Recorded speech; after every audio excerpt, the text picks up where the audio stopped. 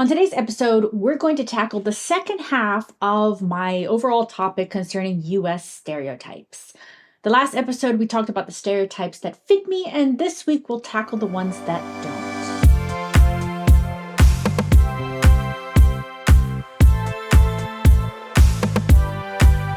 Hello, Lieblings. I'm Madi, science fiction and fantasy author who's been living in southern Germany since 2014. If you notice that I'm wearing the same outfit as last episode, it's because I filmed them back to back. Gotta take advantage of those naps. If you watched my last episode, you saw what I thought to be American stereotypes that fit me, but now I thought we could go through the list of those that don't. So let's just go ahead and jump to this list, shall we? Number 1, gun nut. Yeah, oh lordy, I'm starting with the most controversial. It is no secret that the US is known for its, I don't want to say lack of gun laws, because it's kind of all over the place depending on the state. And yeah, some states have lax gun laws, others have very strict gun laws, and it's a Wild West. We'll just leave it at that. It's a wild West, and for having pretty much a school shooting almost every day this year alone. No secret. Yeah. So I come from the great state of Indiana, which is known as a red state, meaning that they normally vote Republican. And they are known for having a lot of gun owners. And in fact, about 40 to 42% of households in Indiana have guns.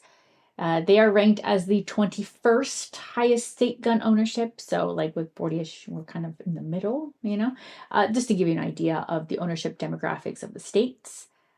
The thing is, the whole topic of gun ownership in the States is not as black and white as the media or our own politicians portray it.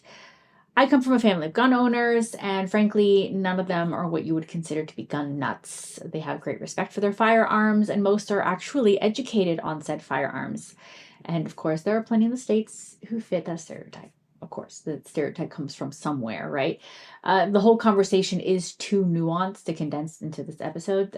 There are other YouTubers who tackle those conversations much better than I have, or will, I don't know, but I will link to those episodes in the description below. I don't know if I could ever, or if I would ever tackle a video concerning this topic. At the moment, I don't have the mental space for it. But just to give you an idea of what it's like talking to most of my own gun-toting relatives, when I tell them how gun laws work in Germany in terms of gun ownership and education, and, that they like it and they agree with it. The problem is our politicians that are currently reaping millions from the NRA don't. And they also don't agree with the vast majority of gun-toting Americans.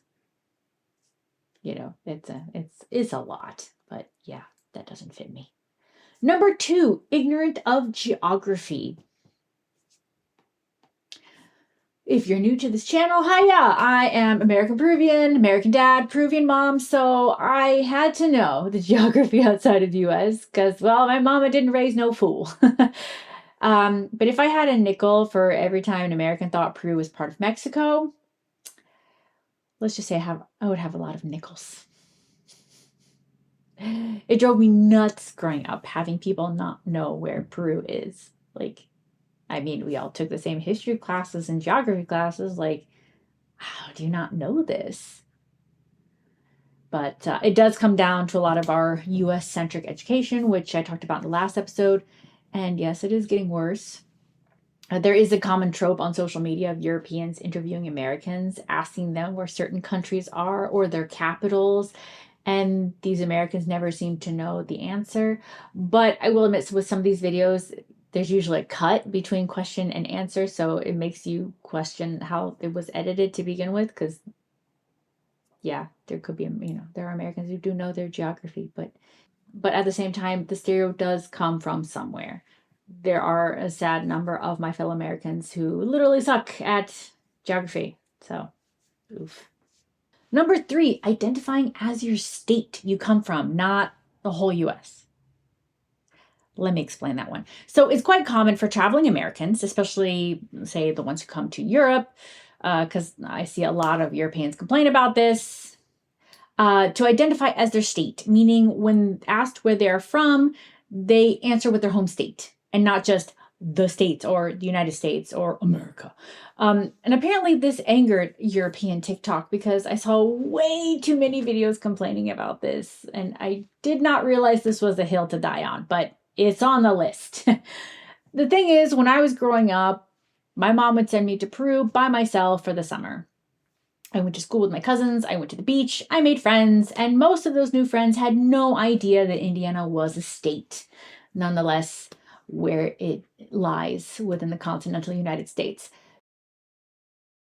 So I was used to answering the question by simply saying, I'm from the States, and it's the same here in Germany. I don't expect Germans to know Indiana either. And honestly, is a toss-up on who would know that the state exists at all. Most definitely don't know where it's located, even if they do know about the state. And it's fine. I don't expect them to. It's not important, you know. Usually if they are interested, then they ask and then I elaborate and, you know, we go from there. But I don't know. I just don't offer that in the beginning. And I have been in Germany for almost a decade at this point, and I've only met one other German who not only knew about Indiana, but also knew about the Indy 500. Power is sixth.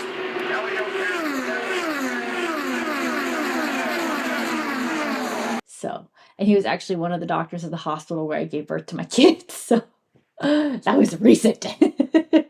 Also color me impressed.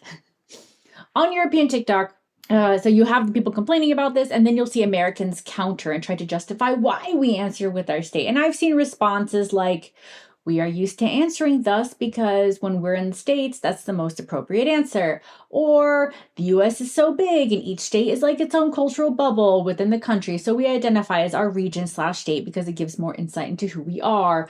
Or there are so many cities with the same name across the US and the only differentiating factor is the state it belongs to. And I don't think they're wrong, but apparently those European TikTokers argue that it's all stupid and it's a thing and it's just emotionally exhausting. I do have to note that there are Germans that also like to relate to some of these reasonings, like say Bavaria, relate to being Bavarians first and Germans second. Some, not all, you know. I live in Baden-Württemberg, so we always joke about, you know, like you have Germany and then Bavaria. It's like its own separate country.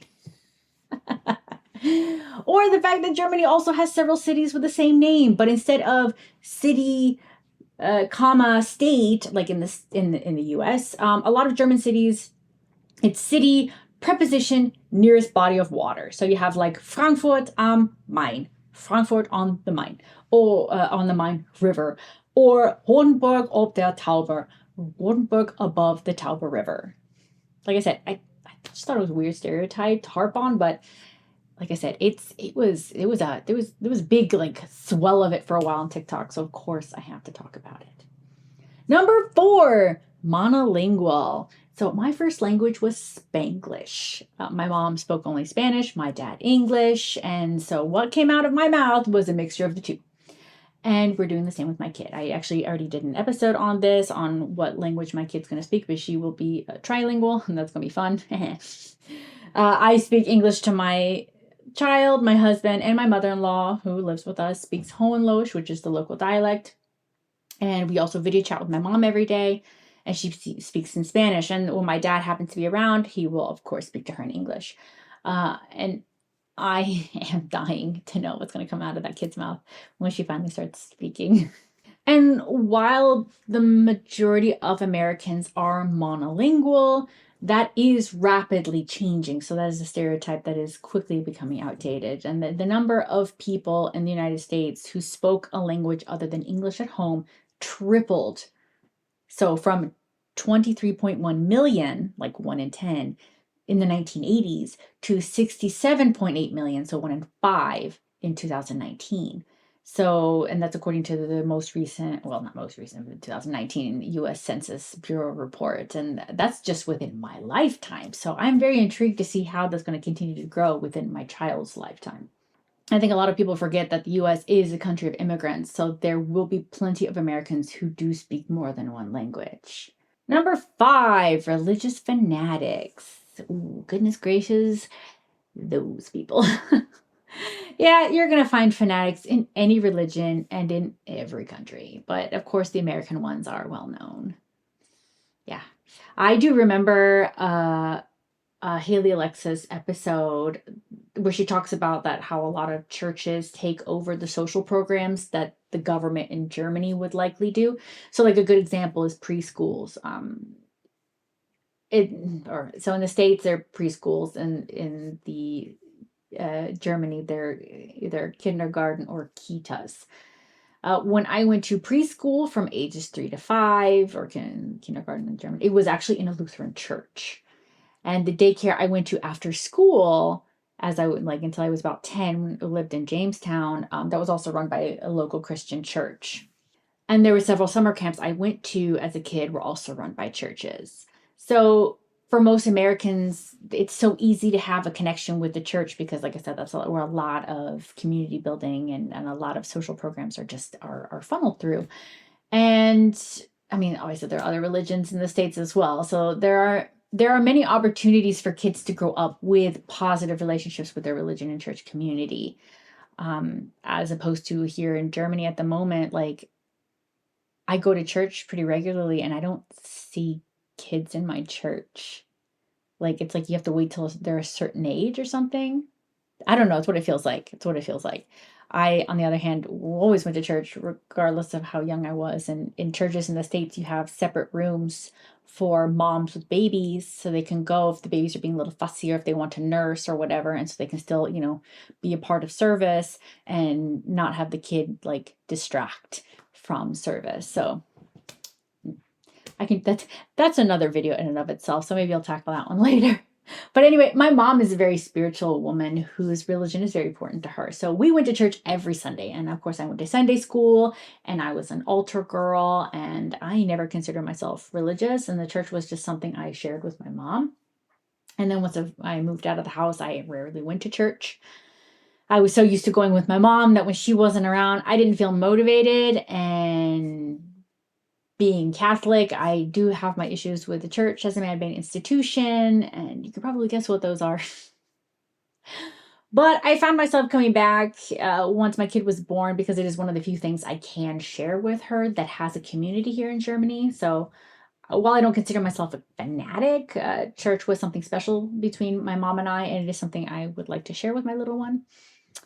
And yeah, again, I could probably do a whole episode on that one, but that's just kind of like little taste. But overall, that's the list. What do you think? What are your thoughts? Are there any other American stereotypes that come to mind? Let me know in the comments below. And that's it. Thank you so much for joining me. If you're new here, please consider subscribing. Give this video a thumbs up. It lets me and YouTube's algorithm know that you like this kind of content and you want to see more. Please leave me a comment if you have any questions or if there's a certain topic you'd like to see on this channel. And don't forget to connect with me on social media, whether it is through Instagram, Twitter, Facebook, or the TikToks. And that's it. Until next time, Ade!